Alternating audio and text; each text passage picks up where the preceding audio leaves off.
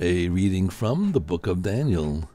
In a vision I, Daniel, saw during the night the four winds of heaven stirred up the great sea, from which emerged four immense beasts, each different from the others.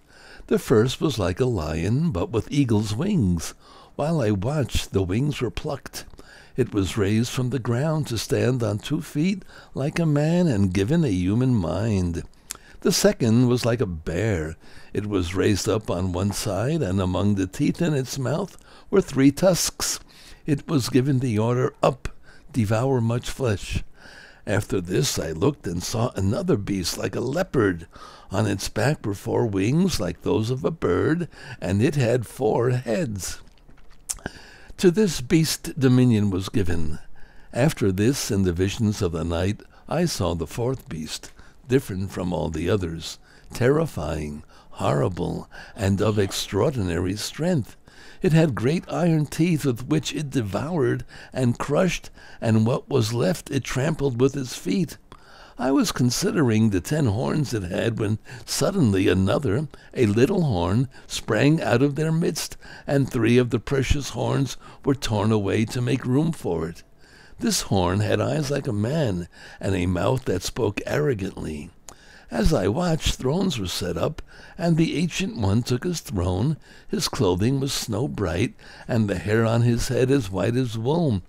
His throne was flames of fire, with wheels of burning fire. A surging stream of fire flowed out from where he sat. Thousands upon thousands were ministering to him, and myriads upon myriads attended him. The court was convened, and the books were opened.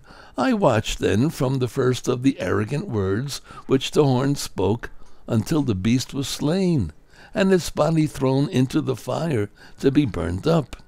The other beasts, which also lost their dominion, were granted a prolongation of life for a time and a season. As the visions during the night continued, I saw one, like a son of man, coming on the clouds of heaven. When he reached the Ancient One and was presented before him, he received dominion, glory, and kingship. Nations and peoples of every language serve him. His dominion is an everlasting dominion that shall not be taken away. His kingship shall not be destroyed. The word of the Lord. Thanks be to God.